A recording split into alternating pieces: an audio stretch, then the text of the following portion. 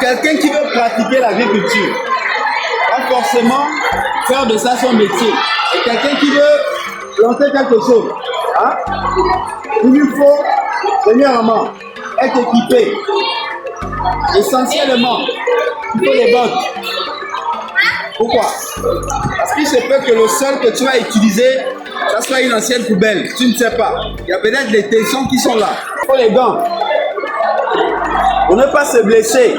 Parce qu'au fur et à mesure que tu utilises un outil, ta pomme, ça peut se fragiliser. Si tu n'es pas habitué. Chapeau. Mais comme on est en saison sèche, on voit qu'il n'y a pas le soleil. En agriculture, il y a des équipements. Notamment la houe. Il y a la pelle. Après avoir labouré le sol, il faut racler les côtés. Et pour cela, on utilise la pelle. Parce que la houe, son rôle, c'est de... Vous voyez un peu, non? Tourner le sol. On tourne le sol. C'est ça le rôle de la houe. Parce que vous plantez, il faut pouvoir travailler le sol. Si le sol n'est pas travaillé, tu ne peux pas enfouir la semence. Et vous voyez là, quand on regarde un peu le relief là, n'est-ce pas, il y a des parties où c'est haut, c'est en bas, non?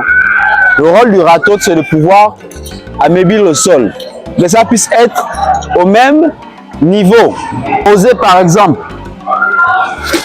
Quand je vais arroser, vous allez remarquer que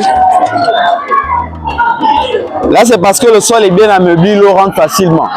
Et si le sol n'est pas bien labouré, quand vous mettez l'eau ne s'infiltre pas totalement, l'eau coulisse. Vous voyez? Et là, vous perdez en eau.